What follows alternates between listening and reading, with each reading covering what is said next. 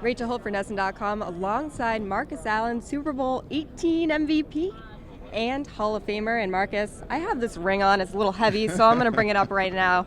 Check out this bling. Yeah, you can get a workout by lifting your arm with that. It's a beautiful people hardware, but it also represents a lot of hard work and sweat and tears and stuff. So I can thank K Jewelers for that. It's a beautiful design, so really happy with it. So this is the Ring of Excellence. Tell me what you're doing with K Jewelers here. Well, K Jewelers, a fantastic company, has just recently celebrated their 100th anniversary, and their partnership with St. Jude's Children's Research Hospital. They come up with a fantastic campaign that allows fans to sing this jingle. Ooh. Every kiss begins with K. You have a beautiful singing voice. Thank you. Wow. And so if you log on to K Jewelers Facebook or Twitter, you can post a video and sing the jingle. And the hashtag is Sing for St. Jude donation. Right. And for every video posted, it will be a $100 donation up to $50,000. So it's a great cause. And we know St. Jude's Hospital is one of the best around, and we love what they do. So it's a great campaign. Love to be a part of it. And obviously, you know, they're the number one jewelry store in America. And Valentine's Day is coming up as well. So ooh. So yeah, don't forget that special someone. Oh, people. Yep. Yeah. Well, playing football, singing, you do it all. Let's talk some football. Yes. Patriots, Falcons, Super Bowl 51. What's your prediction for this one? You know, I don't know. I mean, logic tells me that the Patriots are certainly the favorite, and for a variety of reasons.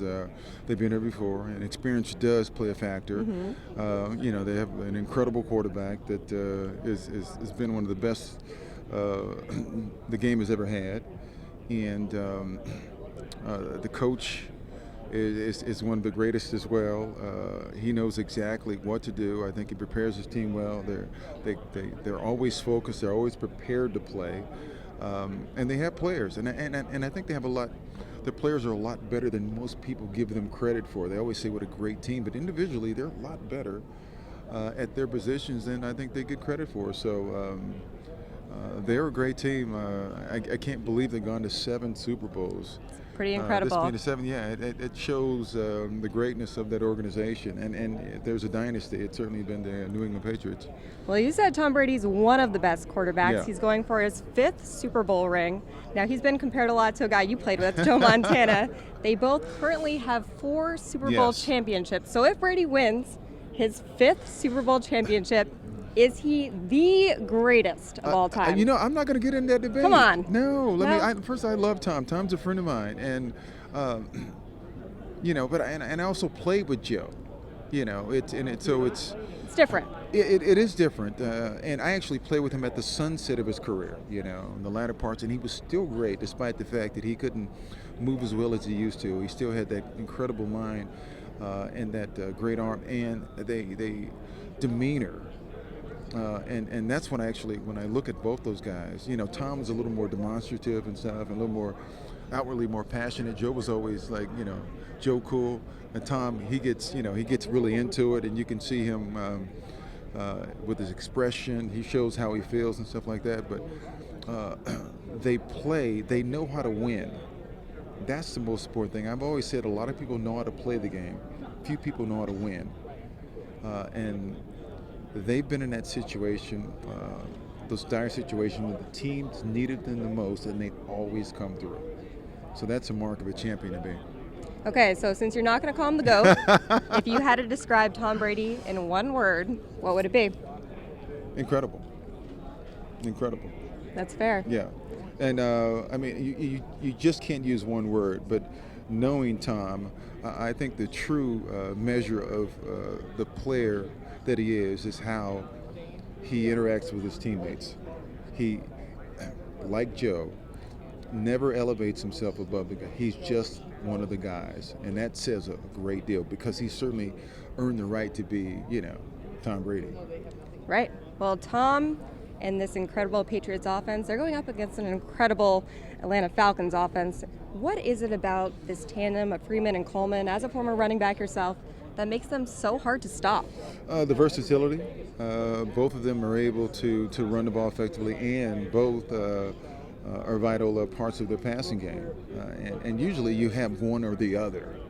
So you can't just, like if Freeman goes out and you know that, once he leaves the game, Coleman comes in and he only runs the ball. That's not the case.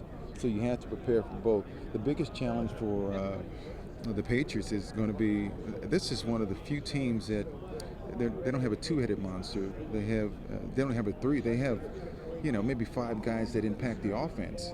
And the Patriots have been great at shutting down that number 1 guy, but there'll be other guys that will be able to step up. So we'll see. We'll have to see some great defense because they've been on a roll. And the other thing that I think about too is the great challenge is I think they're playing for relevance too.